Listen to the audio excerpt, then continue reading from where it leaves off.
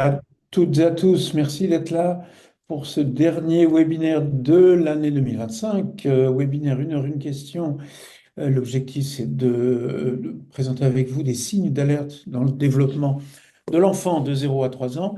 Dans le cadre de cette campagne Agir tôt, on va aborder aujourd'hui des sujets liés à la psychomotricité fine, si c'est bien cela le sujet. En tout cas, qu'est-ce qu'il faut faire quand un enfant a du mal, a des difficultés à manipuler des objets, à les attraper. Et on va en parler avec le docteur Sandrine Lancôte-Dezen, neuropédiatre au CAMS d'Aulnoy-Emery. Bonjour docteur, est-ce que vous nous entendez bien? Oui, bonjour, moi je vous entends bien, j'espère que tout le monde m'entend aussi. Alors l'idée c'est qu'on tienne le tout dans une heure maximum, avec les questions-réponses et qu'on ait un maximum de questions-réponses. Donc d'abord présentation et puis ensuite on échange. Et vous avez la possibilité posez vos questions dans la fenêtre de chat, le petit onglet chat qui est en dessous de l'écran en bas. Et vous pouvez poser vos questions, vos commentaires, vos remarques tout au long de l'heure et dès maintenant. Voilà. Docteur, c'est à vous. Alors bonjour à tous, on avait choisi ce thème à partir du livret que maintenant vous connaissez bien et c'est vrai que c'est les items de motricité fine qu'on va avoir et qu'on va avoir très tôt dans le livret puisque on les voit dès les signes d'alerte à 6 mois, hein, quand on dit utilise une main ou l'autre sans préférence. Les items aussi où on va revenir dessus, mais sur les yeux aussi, hein, la coordination oculo-manuelle, quand l'enfant cligne des yeux à l'approche d'un objet. Et puis on va les retrouver à la suite, à 12 mois, puis à 18, pardon, à 24 mois, à 3 ans et à 4 ans, où en fait on a une augmentation des exigences de motricité fine. Et ce qui va être important, ce que je peux dire déjà, c'est que on n'est pas du tout sur les mêmes capacités et les mêmes items dans le développement de la motricité fine chez le plus grand, puisque au départ, c'est inné et après, on a des praxis qui vont être apprises et on va être surtout à 2 ans, à 3 ans et à 4 ans, plutôt sur des notions d'apprentissage des praxis. On différencie tout de suite cette motricité globale avec des étapes qui sont assez déterminées. La marche entre 9 et 18 mois, là je vous ai remis les items, les items de l'AIMS. Voilà sur des attentes, des attendus en termes de développement de la motricité fine très connus, la station assise à 9 10 mois, le retournement à 5 mois, la tenue de tête à 3 4 mois. C'est assez universel dans le développement de l'espèce humaine et c'est assez indépendant du milieu dans lequel l'enfant va être. Évidemment, il faut qu'il y ait quand même un minimum de stimulation, mais finalement, même avec des grosses carences de stimulation, l'enfant se met debout et marche. Euh, voilà, c'est génétiquement déterminé néanmoins. Euh, la suite, la course, le saut, euh, voilà, ce sont aussi des étapes qu'on connaîtra après. Lancer et rattraper une balle, voilà, tout ça, c'est des étapes qui sont de la motricité globale, assez universellement, voilà, cependant, avec sur la fin, le saut, la course, le lancer et rattraper, aussi une nécessité d'apprentissage et de stimulation. Ça reflète les capacités sensorimotrices dont est doté l'enfant depuis la naissance, hein, depuis le départ, qui sont les premières étapes du développement du tout petit, qui est vraiment le développement sensorimoteur. La différence avec la motricité fine, c'est que au fur et à mesure, en fait, on va avoir des gestes complexes qui sont facultatifs et qui sont appris par le milieu familial ou après à l'école, je pense au graphisme, et qui vont s'automatiser si ils sont répétés. Au départ, on a un développement sensorimoteur qui est un petit peu génétiquement déterminé. Donc, entre 0 et 6 mois, les premières étapes du développement de la motricité fine, ça va surtout être la coordination visio-manuelle. D'abord, l'appréhension à 4 mois, puis la coordination visio-manuelle. C'est l'enfant qui attrape souvent à ce moment-là les objets avec ses deux mains.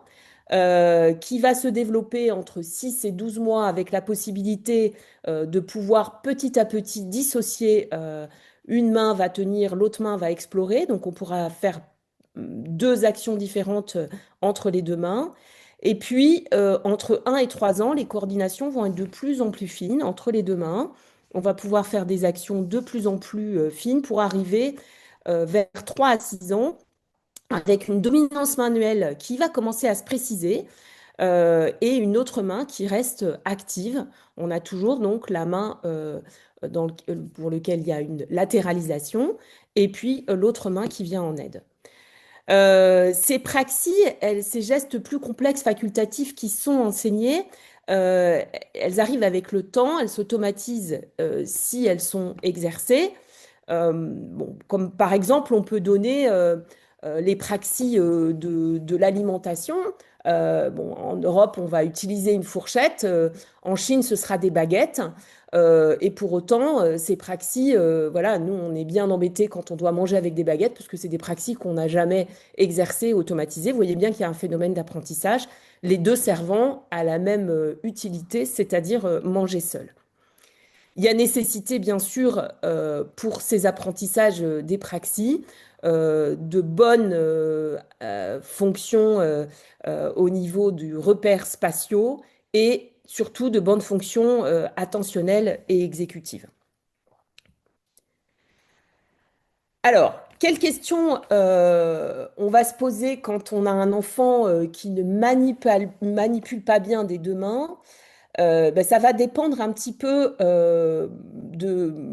d'abord évidemment, on va être différent si on va étudier les facteurs de risque d'un trouble neurodéveloppemental chez l'enfant. Ça, je pense qu'on vous l'a dit à peu près à chaque webinaire, mais ça va être à chaque fois la même question.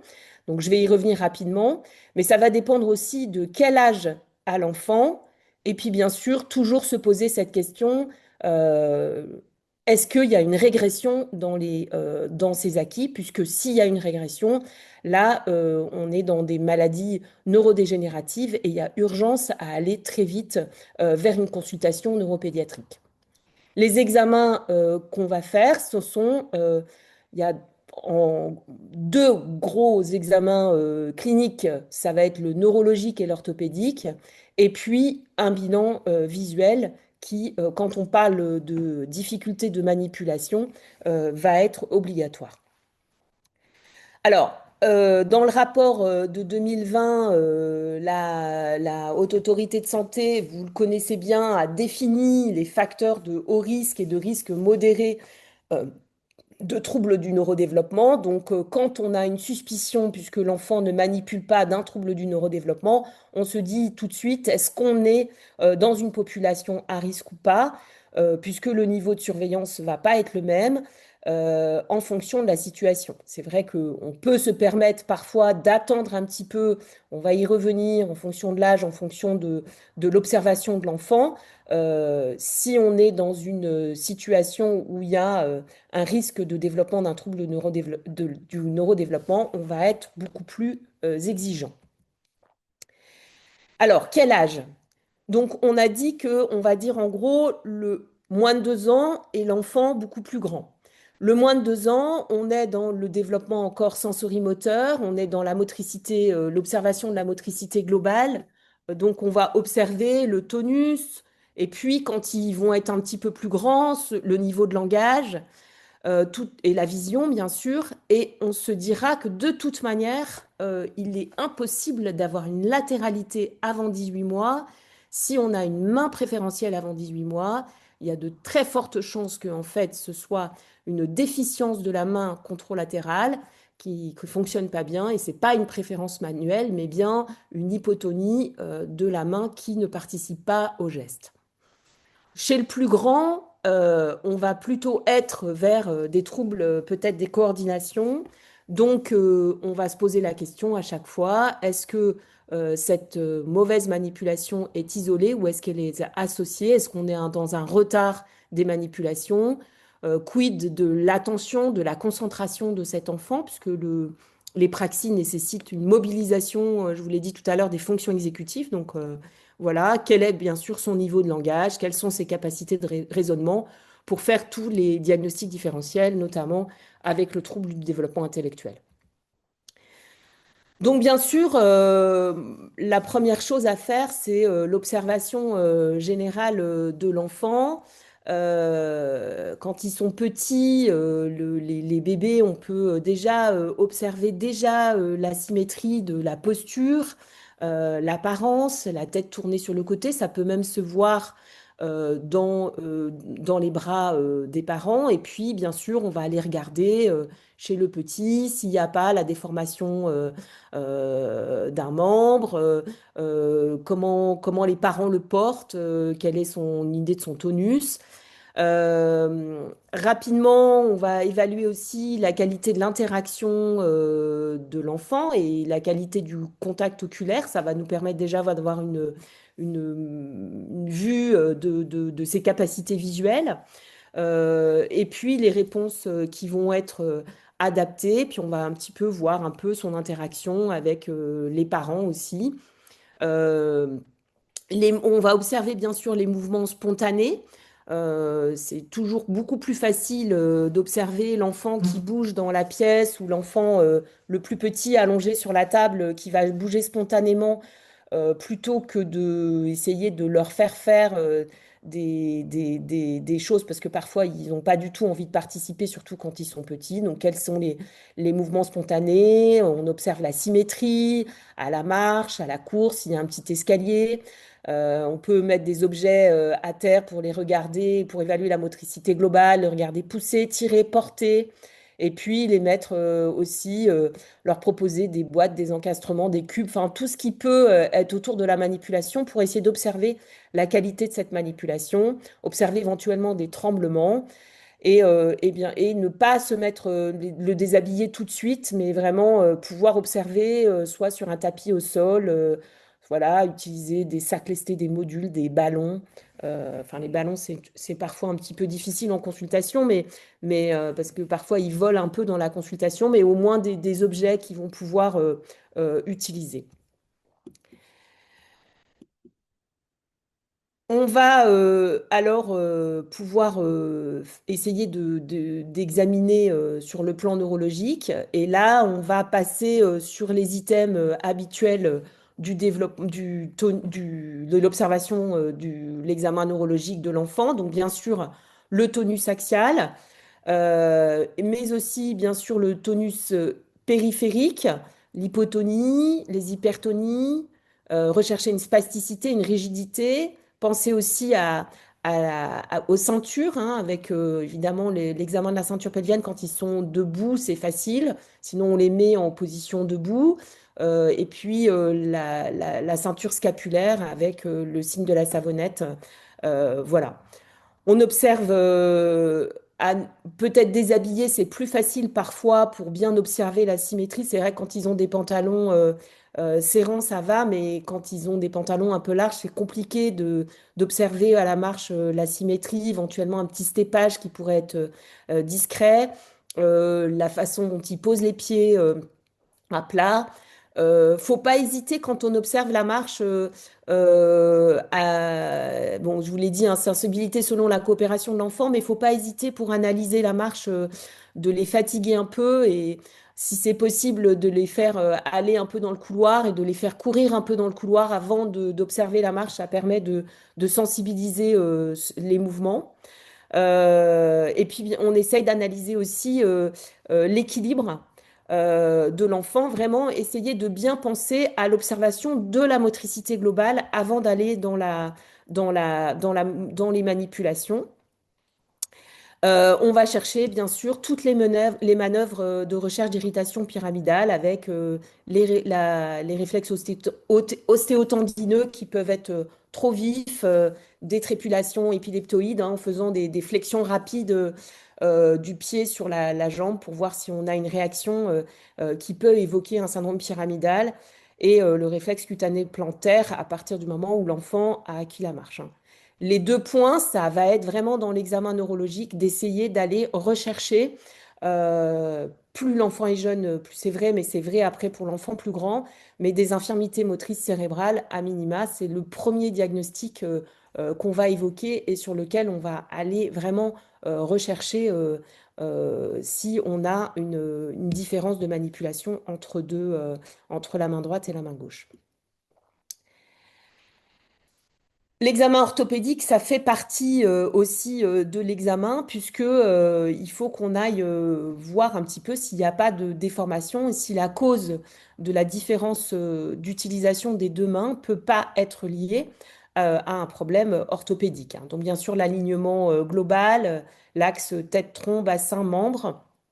Euh, la tête toujours tournée d'un côté, par exemple, peut faire penser à un déficit contralatéral. On peut aller regarder aussi le, les plagiocéphalies positionnelles. Alors, ça ne veut pas dire que les plagiocéphalies positionnelles sont forcément euh, liées mais elles peuvent être liées à une hypotonie plutôt, et donc elles sont plus fréquentes qu'une IMC, bien évidemment, mais il faut y penser si on voit une diminution d'utilisation d'un membre et derrière une tendance à la plagiocéphalie, pensez à ça.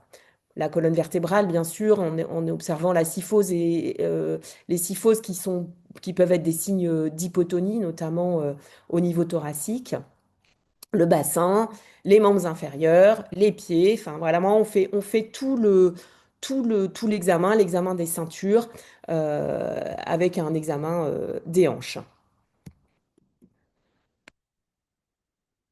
Enfin, ça va être complété avec un examen de la vue, donc juste un petit focus sur l'évolution normale de la fonction visuelle qui va évoluer dans le temps. Donc là, à nouveau, ça va être l'examen visuel, il va être en fonction de l'âge de l'enfant, sachant qu'il va y avoir une évolution entre la naissance et le 5-6 ans, où il va y avoir une évolution de l'acuité visuelle.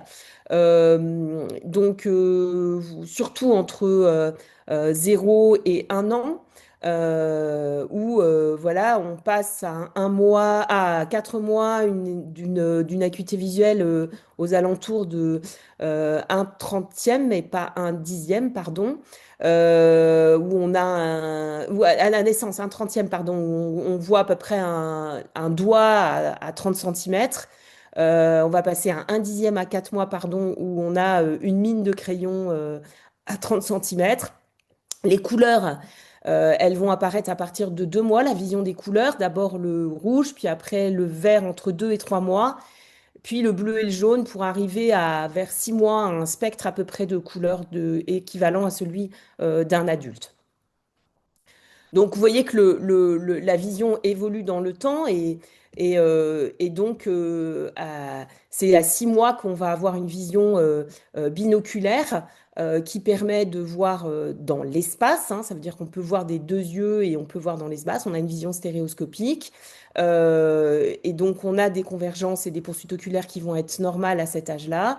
Donc, on peut commencer à avoir un retard de manipulation à cet âge si on a un retard du développement visuel, puisque on ne voit pas dans l'espace. Donc, attraper un objet, manipuler les objets peut être compliqué.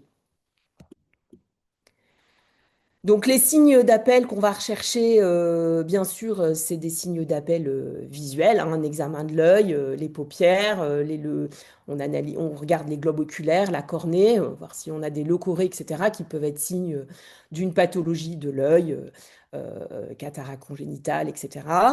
Euh, le strabisme, bien sûr, tout en sachant que au départ, on peut avoir des visions, un strabisme jusqu'à 6 mois, parce que justement la vision binoculaire est en cours d'installation.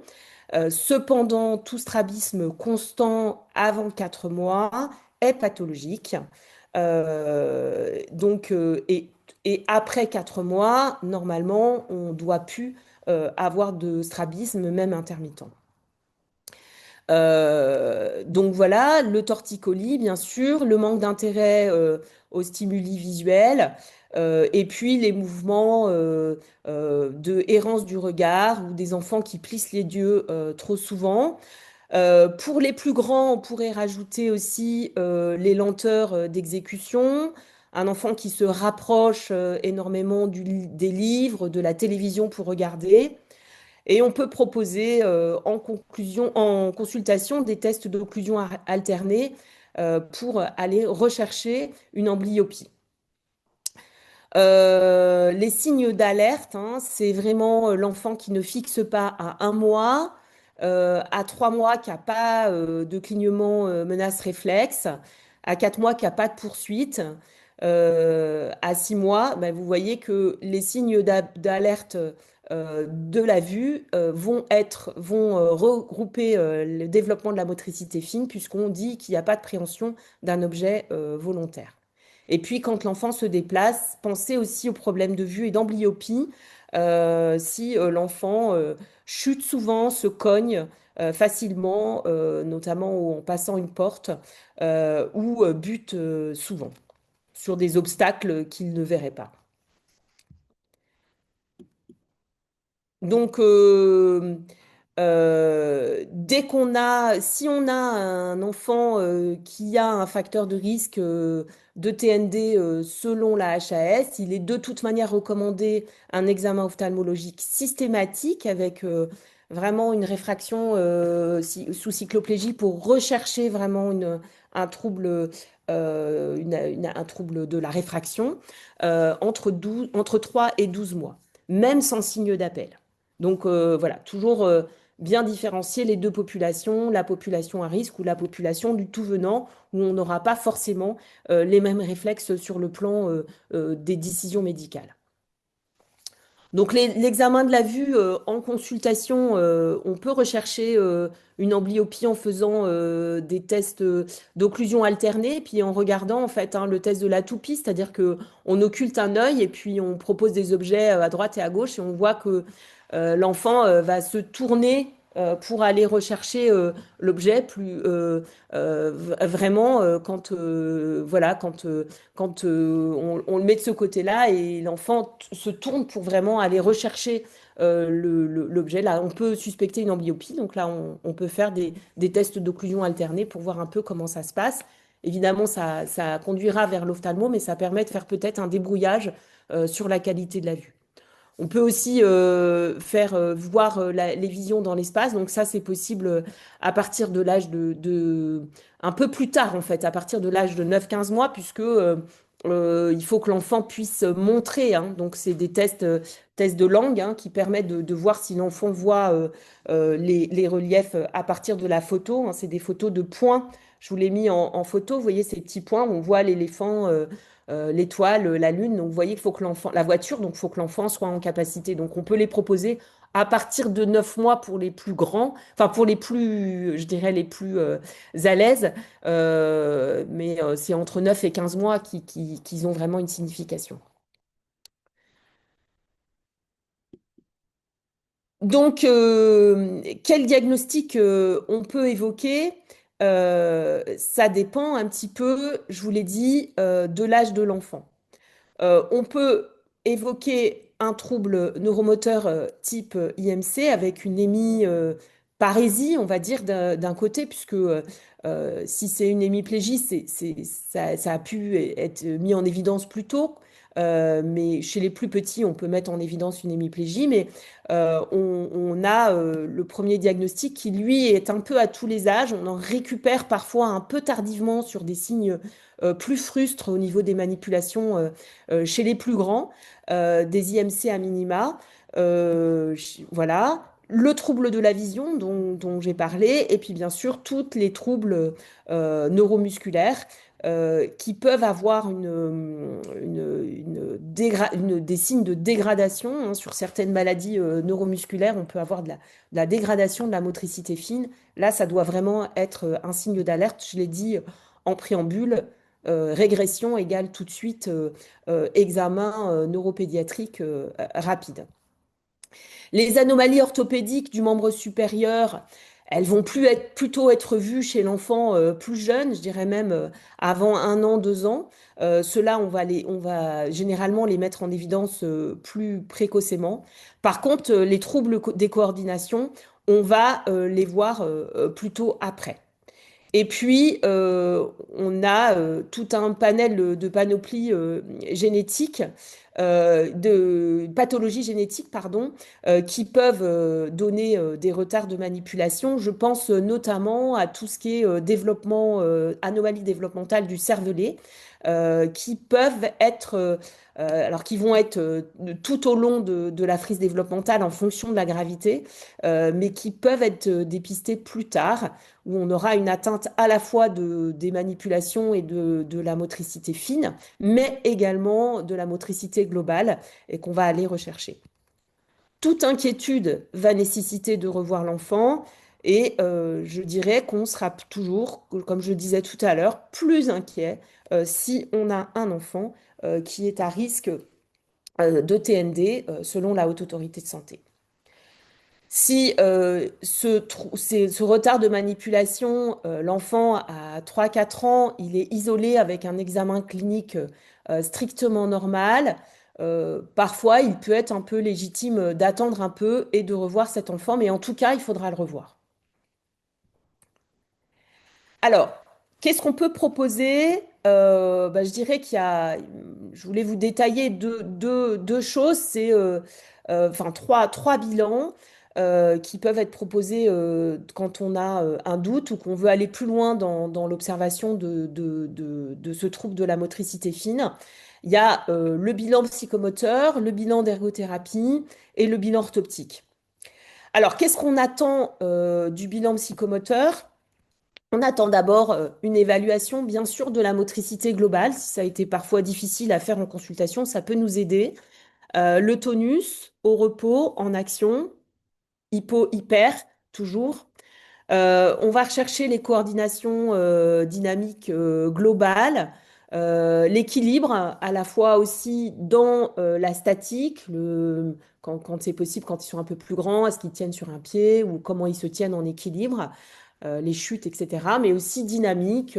Au bilan psychomoteur, on utilise des parcours moteurs donc qui vont permettre d'évaluer un petit peu cet équilibre dynamique. Et puis, bien sûr, le bilan psychomoteur va nous normer le niveau d'acquisition motrice et va nous permettre de situer l'enfant sur l'échelle développementale du niveau moteur attendu à l'âge civil de l'enfant. Le bilan psychomoteur va aussi aller évaluer tout ce qui est motricité fine, les praxies, la précision manuelle, voilà, qui peut nous donner des indications là aussi sur la qualité de la vue, les coordinations entre les deux mains et la graphomotricité. Vous voyez on va le voir, mais les bilans vont un peu se recouper parce que le bilan d'ergo va aussi aller explorer ce type de choses.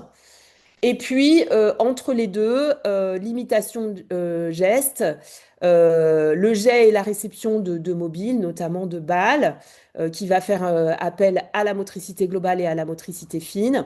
Et surtout, on va avoir une observation de l'aspect qualitatif de la motricité.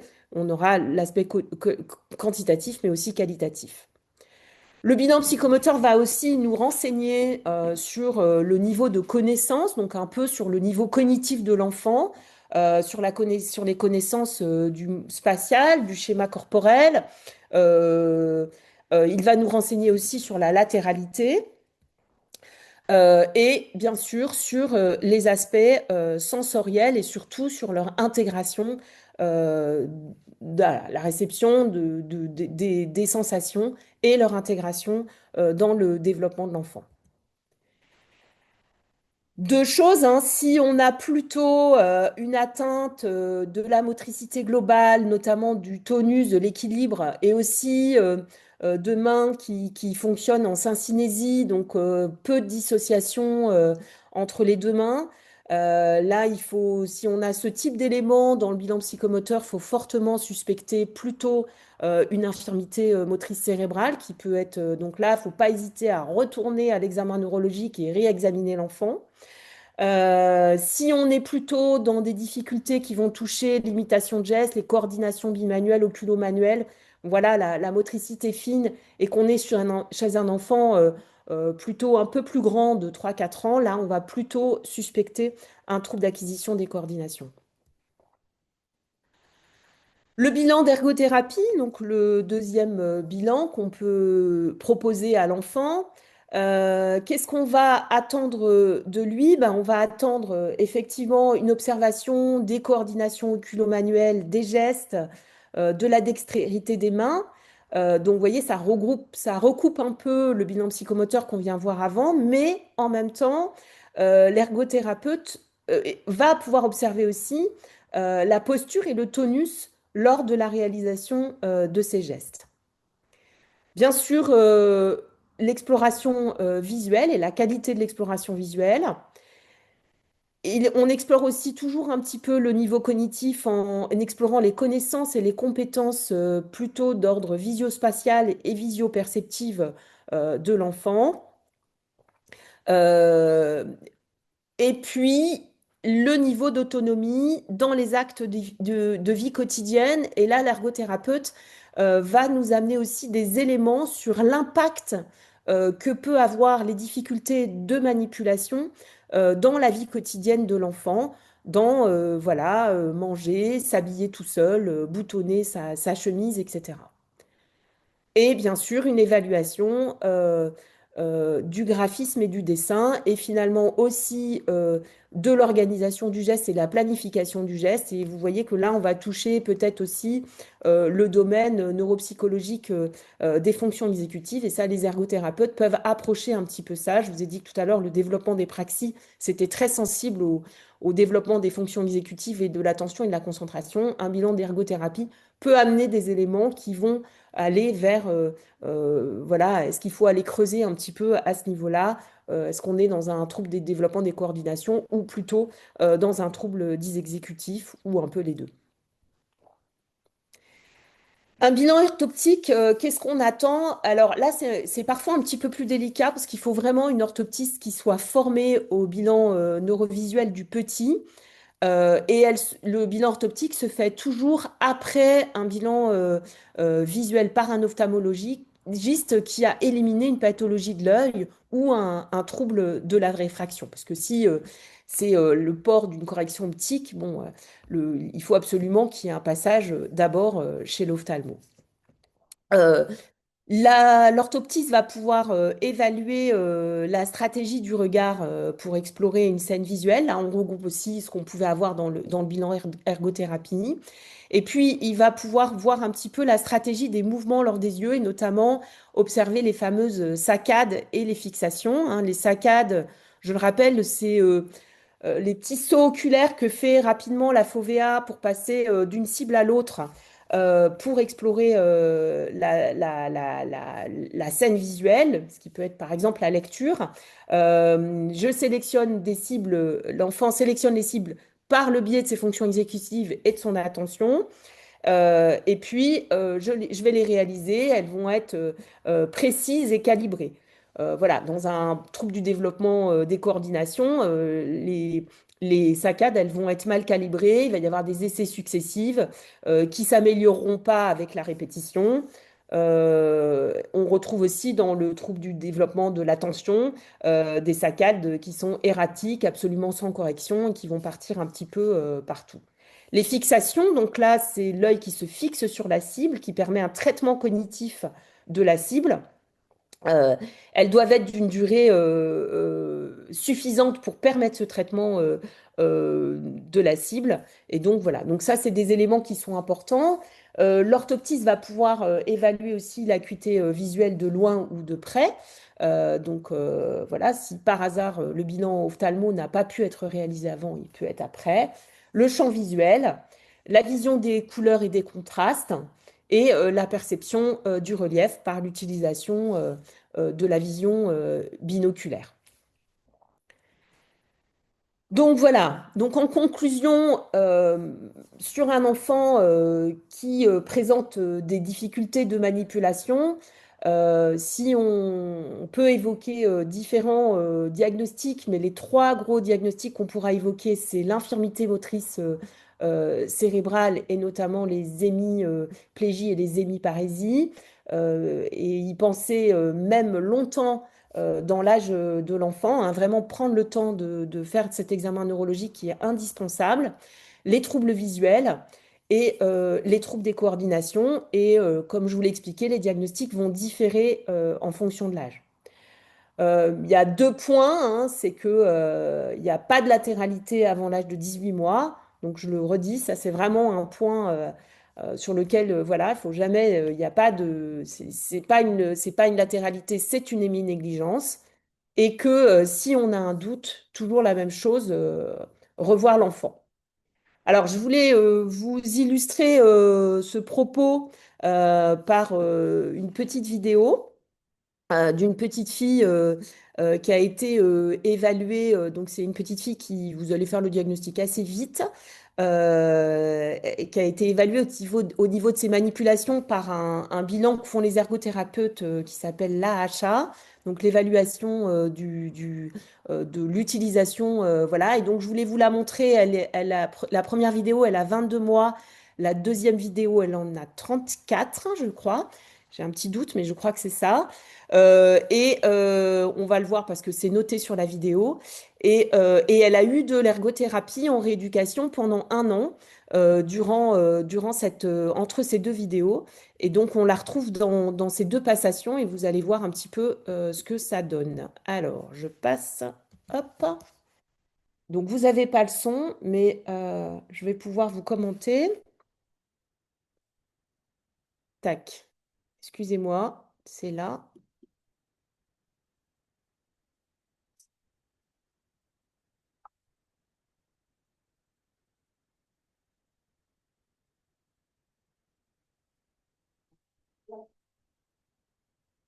Alors ça l'intéresse, hein, voilà. Mais pour l'instant, la main gauche n'est pas du tout utilisée. Elle a bien compris l'intérêt de pouvoir taper l'une contre l'autre pour faire de la musique. Donc on a le passage d'une main dans l'autre, mais cette main gauche n'est pas du tout fonctionnelle.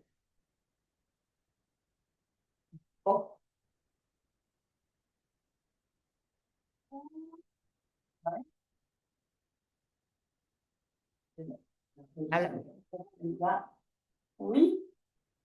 Elle nous explique elle a bien compris qu'on la filmait là. Donc on va essayer avec quelque chose de plus léger, un peu plus ludique, donc qui fait partie de la passation du bilan. C'est bon.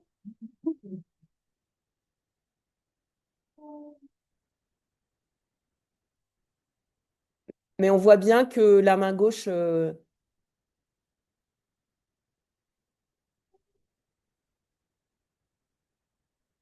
peut faire des préhensions, mais il n'y a pas du tout de coordination entre les deux mains. Et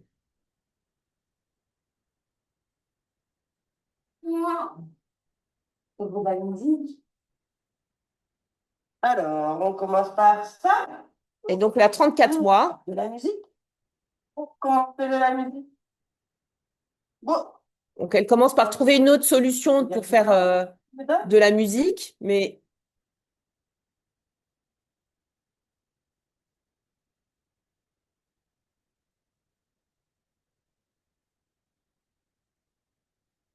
alors, la main préférentielle vient la main droite, mais maintenant, cette main est plus efficiente dans les manipulations.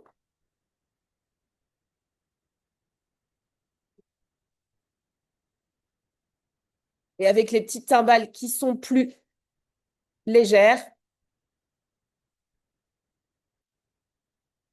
on voit comment cette main peut rentrer dans les schèmes de mouvement alors qu'elle était complètement immobile à 22 mois.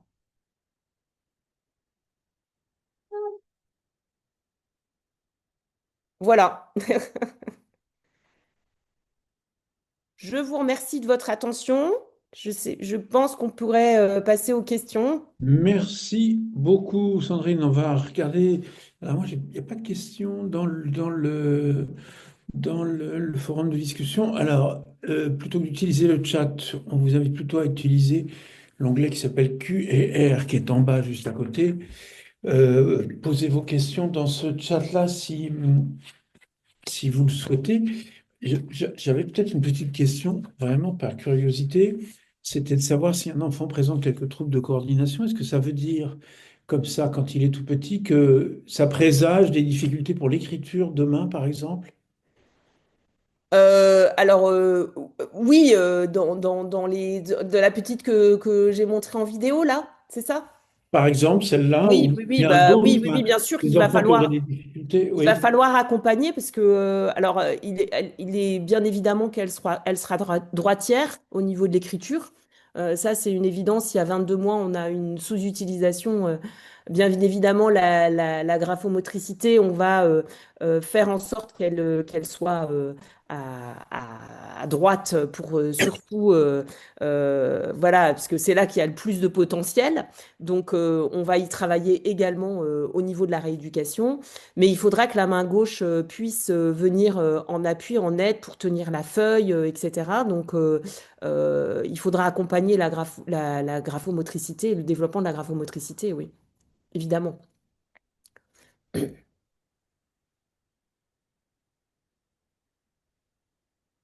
Alors, j'avais une autre question. On entend beaucoup parler de dyspraxie. Est-ce que on dépiste là quelque chose qui s'appellerait de la dyspraxie? Alors, c'est ce que j'ai appelé le nom trouble des coordinations. Donc, j'ai parlé de la dyspraxie durant tout mon propos, mais ça s'appelle la trouble d'acquisition des coordinations, le terme consacré maintenant au niveau des TND. C'est pour ça que j'ai pas prononcé le mot dyspraxie, mais bien évidemment que c'est un diagnostic que j'ai évoqué durant tout mon propos. Alors, on a une question d'un médecin qui vous demande pour les bilans, est-ce qu'il faut d'abord adresser au psychomote ergo ou plutôt directement à un neuropédiatre? Bah, ça dépend un peu, je vais faire une réponse, ça dépend un peu de l'accessibilité aux différents bilans et de la rapidité des différents bilans et de la gravité, enfin de l'importance du retard des manipulations et encore une fois de l'âge de l'enfant. J'ai envie de dire, si l'enfant est jeune, faut plutôt aller assez vite vers le neuropédiatre. Si on est dans des suspicions de dyspraxie ou de troubles des coordinations, peut-être que c'est bien que la consultation neuropédiatrique, ben, il y ait déjà des choses de faites, et notamment la psychomote et l'ergo, surtout qu'on sait que les consultations neuropédiatriques dans les troubles des apprentissages, elles sont parfois longues à obtenir. Donc voilà, le psychomote ou l'ergothérapeute pourra déjà guider un peu, éventuellement mettre en place des aménagements, notamment dans une dyspraxie qui serait invalidante à l'école avec un retard de graphisme et qui pourrait devenir invalidante s'il faut attendre un an la consultation neuropédiatrique comme dans certains... Enfin, c'est pas quand même complètement anecdotique ce type de délai. Ben, il vaut mieux qu'il y ait déjà eu le bilan d'ergo, le bilan psychomote et éventuellement et des pistes de rééducation et des aménagements. Donc, aménagement plutôt l'ergothérapeute, rééducation, après, ça dépend de l'âge de l'enfant. Plus ils sont jeunes, plus c'est la psychomote, plus ils grandissent, plus on va être sur des rééducations en ergothérapie. On a une question, est-ce que tous les enfants avec facteur de risque de troubles du neurodéveloppement, même modéré, doivent voir un ophtalmologue entre 3 et 12 mois? Oui, ouais. Alors, surtout ceux avec des hauts facteurs de risque, mais c'est conseillé quand même qu'il y ait un examen d'une recherche d'un trouble de la réfraction, ouais. Mm. Ok, et je regarde s'il y en a d'autres Au même questions. titre que les bilans auditifs, hein, qui sont assez systématiques au bilan de 4 ans. Alors, au bilan de 4 ans, ils font des évaluations de la... Après, c'est pareil, il n'y a pas partout. en France. Il y a des inégalités, mais il y a un examen. Voilà. Mais après, si 4 ans, c'est le rattrapage, quoi. Il vaut mieux que ce soit fait avant pour les enfants avec TND. On a une question qui est sans doute liée à la vidéo d'ailleurs. On vous demande, dans le cadre d'une sous-utilisation d'un membre, doit-on l'intégrer en tant que membre d'appoint ou le réintégrer en stimulant davantage que l'autre membre? Ça dépend de l'âge et de la capacité du membre de l'enfant. La petite Léna que je vous ai montrée, son membre supérieur gauche, vous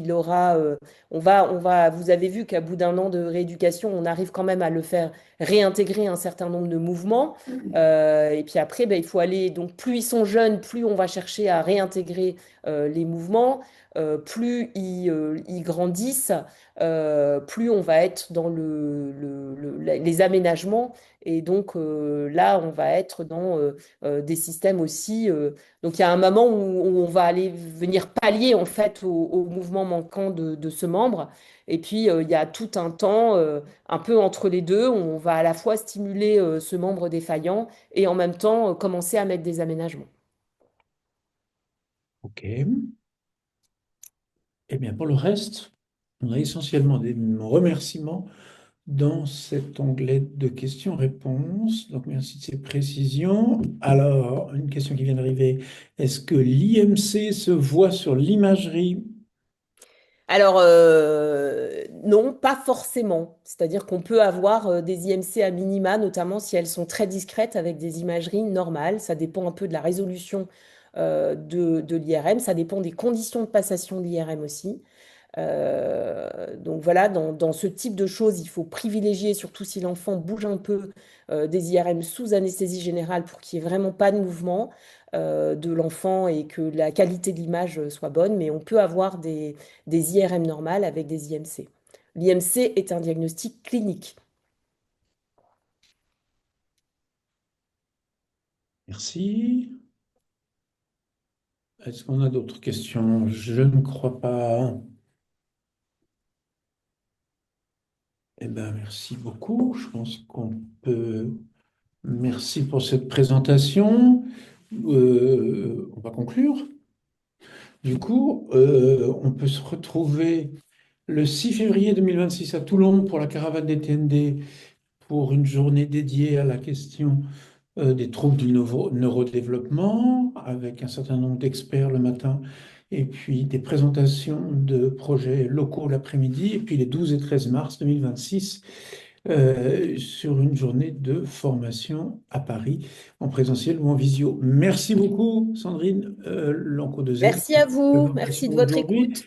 Et puis, il y aura à nouveau un programme de webinaire, une heure, une question, sur l'année 2026. Donc, n'oubliez pas de regarder le site anecams.org pour avoir toutes les informations sur les programmations à venir. Merci beaucoup à tout le monde et à très bientôt. Au revoir.